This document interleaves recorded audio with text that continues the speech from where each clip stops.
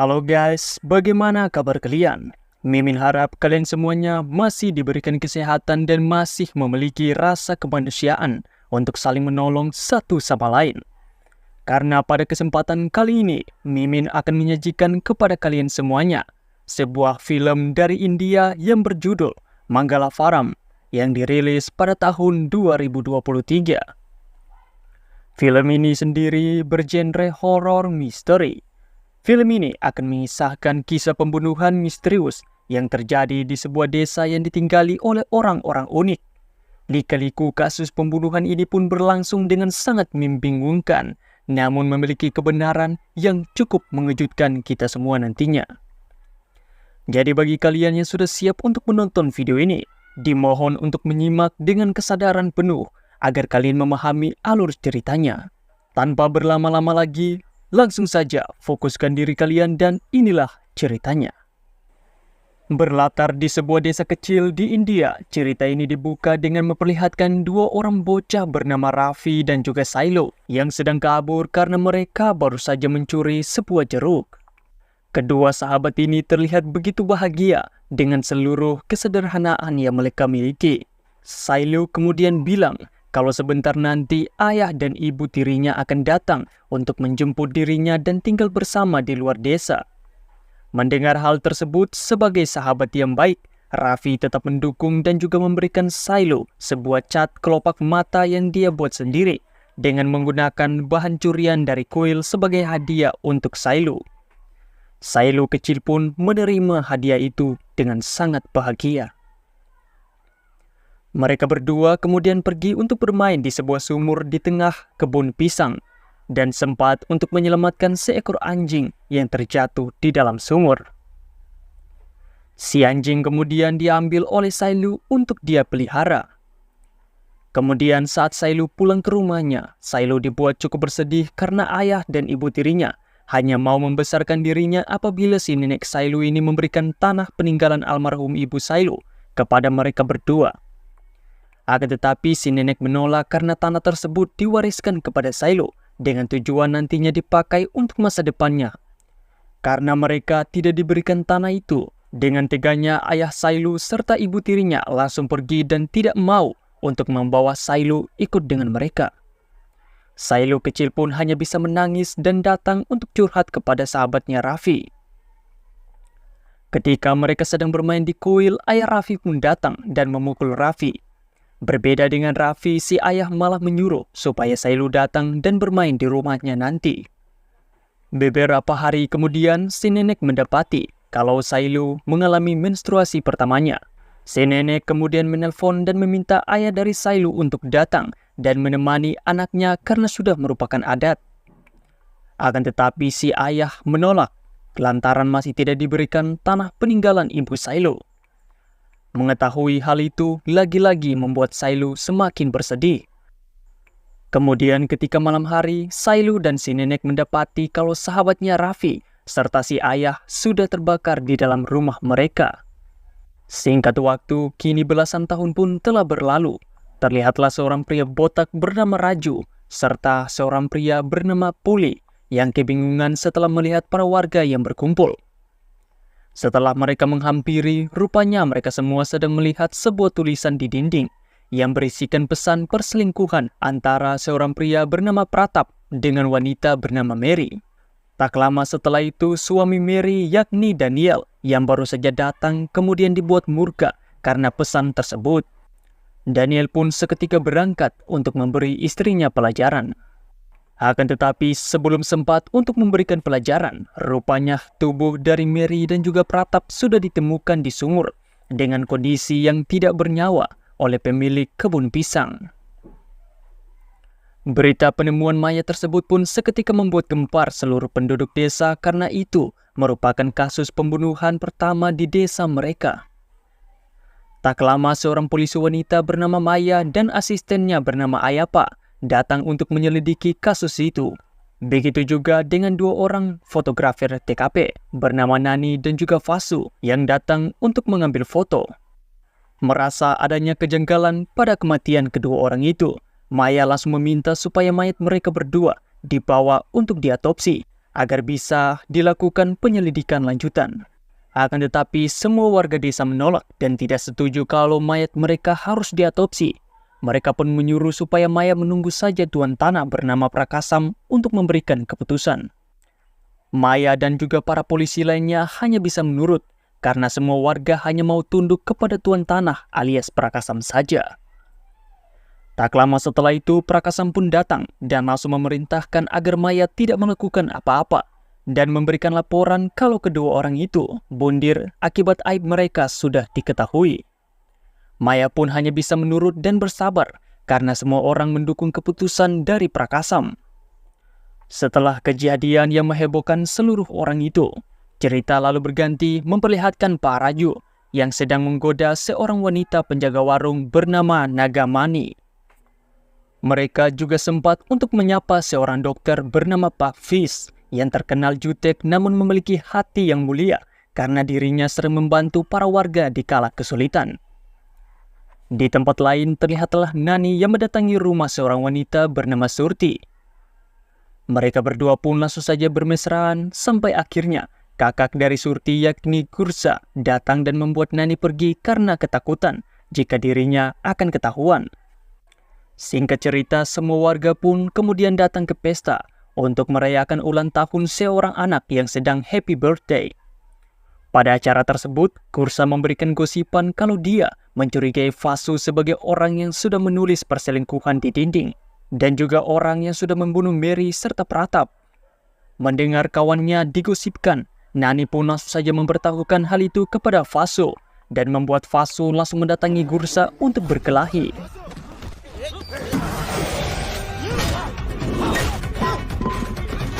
Pada akhirnya, karena sudah terjadi perkelahian, beberapa orang pun langsung saja memanfaatkan keadaan itu untuk melampiaskan kekesalan mereka dan aksi baku hantam pun terjadi secara massal.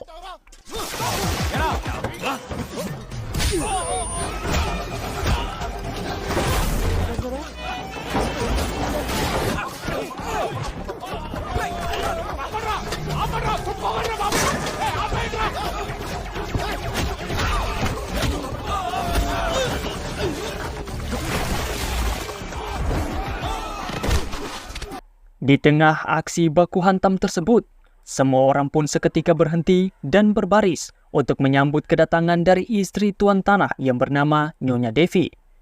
Di mana Nyonya Devi sendiri dikenal sebagai wanita yang paling dihormati dan juga dianggap suci oleh para desa. Setelah Nyonya Devi selesai memberikan berkat kepada si anak yang berulang tahun dan juga pamit pergi dari lokasi, semua warga pun kembali melakukan perkelahian. Hingga pada akhirnya pemilik acara memutuskan untuk membubarkan pesta saja dan mengusir semua orang yang sedang berkelahi saat itu. Cerita pun berganti memperlihatkan Prakasam yang sedang berlatih menembak. Hingga dia pun dihampiri oleh seorang pandita kuil yang meminta sumbangan untuk melakukan sebuah karnaval untuk hari raya pemujaan dewa.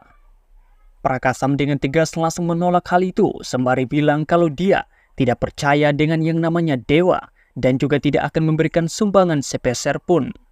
Akan tetapi saat pandita akan pergi, Nyonya Devi langsung saja memanggil pandita dan memberikannya banyak sekali uang untuk melaksanakan karnaval. Pada akhirnya karnaval pun dilaksanakan dengan sangat meriah dengan nyanyian ala India yang penuh dengan dolar kuning jika ditampilkan. Keesokan harinya, lagi-lagi seorang pria menemukan adanya tulisan pesan perselingkuhan di dinding. Rupanya pesan kali ini ditunjukkan kepada perselingkuhan antara seorang pria bernama Krishna dengan si penjaga warung Nagamani yang sering digoda oleh Pak Raju. Benar saja setelah kejadian itu, mereka pun menemukan mayat kedua orang itu yang sudah tewas tergantung di pohon. Dengan adanya kasus kematian yang kedua ini di desa, Maya pun memutuskan untuk menjadikan kasus ini sebagai sebuah kasus pembunuhan, bukan lagi kasus bunuh diri. Dan tentu saja kali ini Pak Prakasam tidak lagi bisa untuk menghentikan Maya yang akan membawa mayatnya untuk diotopsi. Dengan lantangnya Maya juga bilang kepada seluruh warga kalau pelakunya pasti ada di antara mereka saat ini dan dia pasti akan menangkap pelaku. Setelah itu, para penduduk desa melakukan rapat untuk menangani masalah pembunuhan ini. Mereka juga mendapati kalau tulisan di dinding dan juga pembunuhan hanya dilakukan pada hari Selasa. Untuk itulah semua orang pun setuju untuk melakukan patroli setiap malam. Setelah mereka semua setuju, semua orang pun melakukan patroli pada malam harinya untuk mencari orang-orang yang mencurigakan. Mereka kemudian menemukan seseorang mencurigakan yang hendak untuk menulis di dinding. Dengan cepat, Gursa dan semua warga pun langsung mengejar orang itu. Hey, మీరు jalan-రా.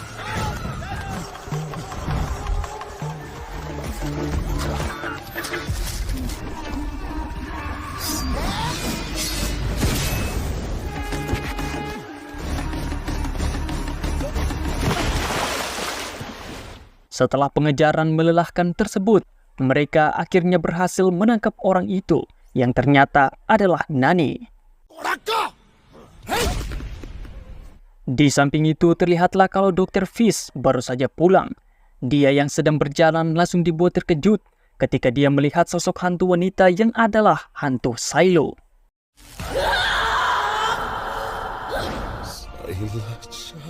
Cerita lalu kembali ke 18 bulan sebelumnya, memperlihatkan Silo yang kini sudah tumbuh dewasa dan menjadi seorang wanita yang sangat cantik. Dia juga masih tinggal bersama si nenek, serta memelihara anjing yang dulu sempat diselamatkan oleh sahabat masa kecilnya yakni si Raffi. Kemudian ketika Silo pergi ke kampus untuk berkuliah, dirinya dibuat jatuh hati dengan seorang dosen bernama Madan yang juga terlihat tertarik dengan Silo. Setelah melalui PDKT selama beberapa lama, suatu hari Silo kemudian pergi ke rumah Pak Madan untuk membawakannya manisan buatan Silo. Di kesempatan itu, Pak Madan kemudian mengeluarkan skillnya dengan membacakan Silo, sebuah syair pantun yang membuat Silo semakin klepek-klepek. Setelah itu, tiba-tiba Pak Madan langsung saja mencium Silo, hingga membuat Silo kaget dan kabur. Tak lama setelah itu, Silo pun muncul kembali, dan mereka berdua pun melakukan senam akrobatik dengan 100 kali push up, 100 kali sit up, dan 100 kali melakukannya. Hubungan keduanya pun berlanjut cukup lama dan terlihat begitu mesra. Hingga suatu ketika saat Silo datang ke kampus dan berniat untuk menemui Pak Madan, betapa terpukulnya Silo saat dia mengetahui kalau ternyata Pak Madan sudah bertunangan dengan seorang wanita lain selama 3 tahun dan akan menikah saat itu. Silo pun sempat menemui Pak Madan untuk meminta kejelasan, namun dengan bangsatnya Madan malah bilang kalau Silo hanyalah tempatnya untuk melakukan senam. Bahkan dengan sangat santai, Madan pun pergi meninggalkan Silo begitu saja. Tak cukup dengan ditinggal oleh sang kekasih, ketika pulang Silo pun juga dibuat syok ketika dia tahu kalau neneknya juga sudah meninggal. Bahkan ketika ayah Silo diminta untuk membesarkan Silo, si ayah masih menolak lantaran belum diberikan tanah. Mendengar hal tersebut, Silo yang sudah muak kemudian melemparkan surat tanahnya kepada ayahnya dan mengusir si ayah serta ibu tirinya agar tidak kembali lagi. Dalam rasa frustasinya tersebut, Silo secara tidak sadar menjadi stres, bahkan dirinya mulai melakukan senam lantai dengan banyak sekali orang termasuk bos tempatnya bekerja. Kemudian entah apa yang terjadi setelah itu. Kini tubuh dari Silo pun menjadi semakin mudah terstimulun, dan untuk mengatasinya Silo pun mulai melukai dirinya sendiri agar bisa menahan nafsunya itu. Hingga suatu hari ketika Silo sedang bekerja, bosnya pun datang membawa teman-temannya dengan niat untuk memperkaos Silo. Akan tetapi karena tubuhnya sedang baik-baik saja, Silo pun menolak. Hal itu pun membuat si bos marah dan memecatnya saat itu juga. Bahkan si bos menuduh kalau Silo telah mencuri uangnya. Silo pun hanya bisa menangisi hal itu. Hari-hari dari Silo pun dia jalani dengan diperkaos oleh banyak sekali lelaki desa. Dia juga hanya bisa menyakiti dirinya sendiri agar bisa menahan nafsunya. Hingga suatu waktu para warga yang mulai kesal dengan Silo karena selalu diperkaos, mereka pun kemudian menyeret Silo dari dalam rumah dan menghadap Prakasam. Karena berita buruk dari Silo yang sudah menyebar ke seluruh desa, dengan terpaksa Prakasam kemudian mengusir Silo dari desa. Setelah itu dengan sangat kejam, para warga kemudian melemparinya dengan batu, memukulnya bahkan menyeretnya keluar dari desa.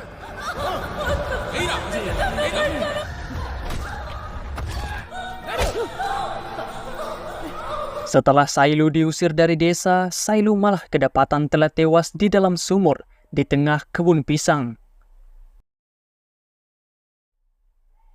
Cerita pun kembali ke masa sekarang, memperlihatkan Nani yang sedang ditahan di kantor polisi. Ketika Maya datang, Nani pun bilang kalau dirinya bukanlah pembunuh. Semalam dia hanya ingin menuliskan namanya serta si Surti, supaya Gursa bisa untuk memberikan restu dan mereka berdua dapat menikah.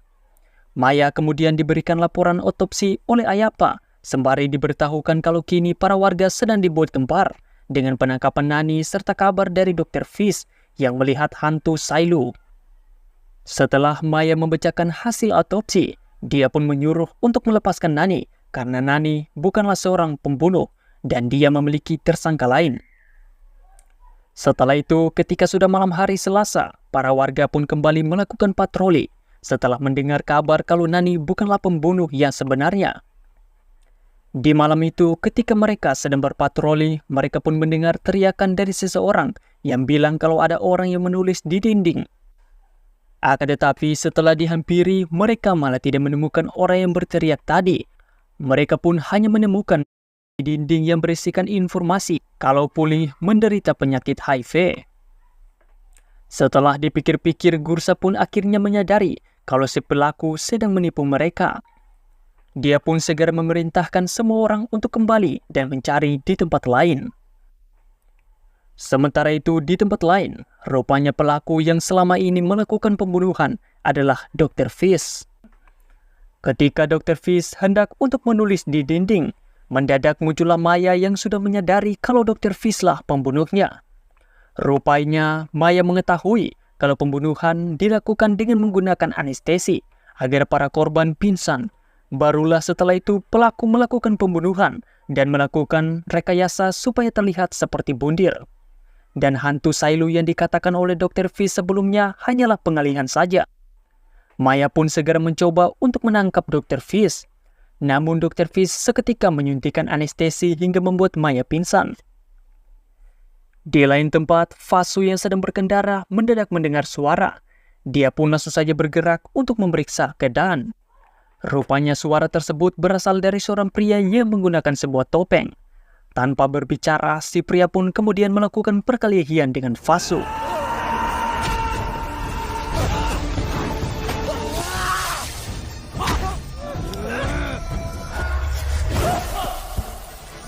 Dikira hebat, rupanya si pria malah berhasil ditikam oleh Fasu dan hampir mokat di tangan Fasu. Untung saja anjing milik Sailu pun datang dan menolong si pria, hingga akhirnya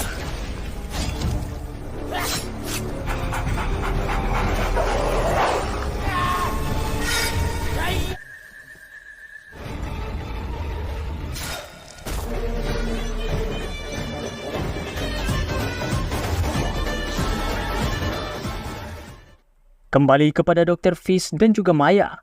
Maya yang kini diikat mulai menduga kalau motif Dr. Fish melakukan pembunuhan dikarenakan Dr. Fish memiliki hubungan terlarang dengan Sailu. Dan Dr. Fish memutuskan untuk melakukan balas dendam kepada para warga dikarenakan telah mengusir Sailu dari desa. Mendengar omong kosong tersebut, Dr. Fish langsung marah dan menjelaskan motifnya yang sebenarnya. Dr. Fish selalu bilang kalau apa yang dilakukan oleh semua warga salah karena mereka tidak mengenal Sailu. Cerita pun akhirnya dibawa kembali beberapa bulan sebelumnya, memperlihatkan Dr. Fish yang menemukan Sailu di samping jalan dalam keadaan sehabis diperkaos. Dia pun membawa Sailu ke tempatnya untuk diobati. Akan tetapi dia mendapati kalau Sailu sedang mengalami sebuah masalah berat yang mengganggu mentalnya. Rupanya setelah melakukan pemeriksaan darah, Dr. Fish menemukan fakta kalau Sailu menderita hiperseks yang membuat tubuhnya selalu menginginkan untuk berhubungan badan, walaupun dia sendiri tidak menginginkan hal itu. Hal ini juga yang membuat Sailu sering untuk menyakiti dirinya sendiri agar bisa mengendalikan keinginan birahinya itu. Akan tetapi karena tidak menginginkan untuk melakukannya, hal itu pun membuat Sailu mengalami stres parah yang mengganggu mental dari Shiloh. Mengetahui kondisi yang diderita oleh Shiloh, akhirnya Dr. Fish memutuskan untuk merawat Shiloh dan menganggapnya seperti anak sendiri. Hari-hari Shiloh dan juga Dr. Fish pun berjalan dengan normal. Bahkan kini Shiloh sudah tidak lagi menyakiti dirinya sendiri. Hingga suatu ketika kehidupan dari Shiloh seakan kembali bangkit 100% ketika dia kedatangan teman masa kecilnya dulu yang sempat dikabarkan meninggal dalam kebakaran. Yaps, orang tersebut adalah Raffi. Raffi kemudian menceritakan kejadian yang sebenarnya. Rupanya dulu ketika Shiloh bermain ke rumahnya, Raffi mendapati kalau ayahnya hampir saja memperkaos Shiloh kecil. Karena takut sahabatnya dilukai oleh ayahnya sendiri, Raffi pun memutuskan untuk menghabisi si ayah dan memalsukan kematiannya dengan membakar rumahnya sendiri serta jasad si ayah. Setelah itu Raffi yang wajahnya sudah terkena luka bakar, dia pun memutuskan untuk memakai topeng dan selalu hidup secara sembunyi-sembunyi dengan tetap memantau Shiloh dari kejauhan seperti hantu. Dikarenakan mereka berdua saling mencintai, Dr. Fish pun langsung saja menyuruh mereka berdua untuk segera menikah saja untuk memulai kehidupan bahagia bersama. Mendengar hal itu pun mereka berdua akhirnya setuju.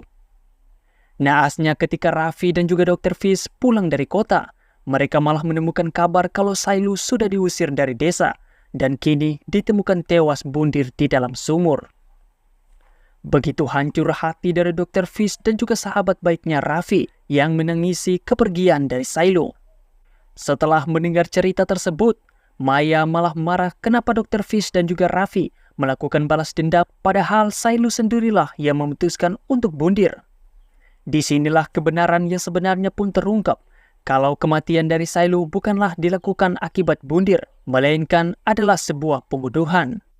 Karena ternyata Shiloh secara tidak sengaja sudah pernah melihat aksi perselingkuhan yang dilakukan oleh perempuan yang dianggap suci di seluruh desa, siapa lagi kalau bukan si Devi dengan si Vasu.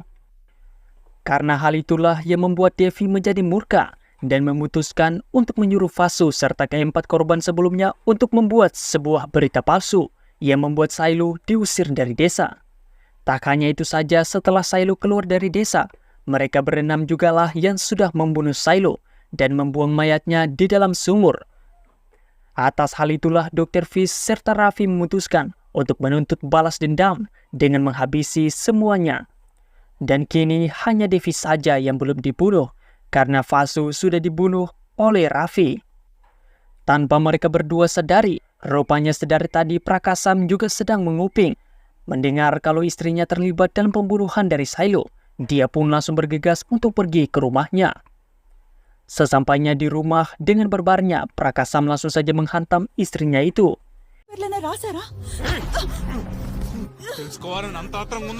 Devi sendiri sempat untuk menikam Prakasam, namun wah, tak pakai lama Prakasam pun langsung saja melemparkan istrinya keluar dari rumah dan membakarnya hidup-hidup.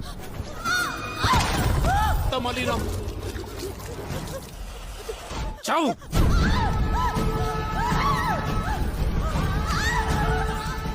Sementara itu Dr. Fish yang hendak datang untuk menghabisi Devi, dia pun menjadi lega setelah melihat Devi yang kini telah menjadi Ghost Rider.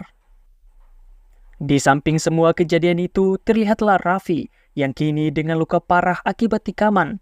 Raffi pun mengakhiri hidupnya sendiri di dalam sumur, mengikuti sahabat masa kecil serta orang yang dia sayangi. Gitulah. Keesokan harinya semua warga pun berduka setelah mengetahui kalau wanita yang mereka hormati yakni Devi sudah tewas. Maya yang datang lalu dijelaskan oleh Prakasam kalau kematian dari Devi dikarenakan Devi ingin untuk mengorbankan dirinya sendiri kepada Dewi supaya desanya bisa terhindar dari kematian. Maya pun hanya bisa menerima laporan tersebut dan juga tidak menangkap Dr. Fish karena Maya berpikir terkadang mereka memang harus melepaskan seseorang yang bersalah untuk kebaikan dari semua orang. Di akhir cerita, setelah Dr. Fish mengobati luka tusuk dari Prakasam, dia pun mengatakan kalau dia tahu Prakasamlah yang sudah membunuh istrinya sendiri. Hal itu pun dibenarkan oleh Prakasam, dan Prakasam juga bilang kalau dia sempat menguping pembicaraan dari Maya dan juga Dr. Fish semalam. Prakasam kemudian menanyakan bagaimana Dr. Fish bisa mengetahui kalau istrinya serta kelima orang lainnya yang sudah membunuh Shiloh. Dan ternyata orang yang memberitahukan hal itu kepada Dr. Fish adalah Polly, orang yang selama ini berpura-pura buta agar bisa untuk hidup tanpa harus bekerja keras. Film ini pun akhirnya selesai. Oke lah teman-teman semuanya, terima kasih karena sudah menonton alur cerita dari film ini sampai selesai. Sungguh sebuah cerita yang sangatlah panjang. Namun jika kalian suka sama alur cerita yang seperti ini, silakan kalian semua subscribe, like, dan juga berkomentar di kolom komentar. Bagi kalian yang memiliki sedikit dari rezeki, silakan kalian memberikan donasi kepada Mimin dengan cara menyawer di Saweria.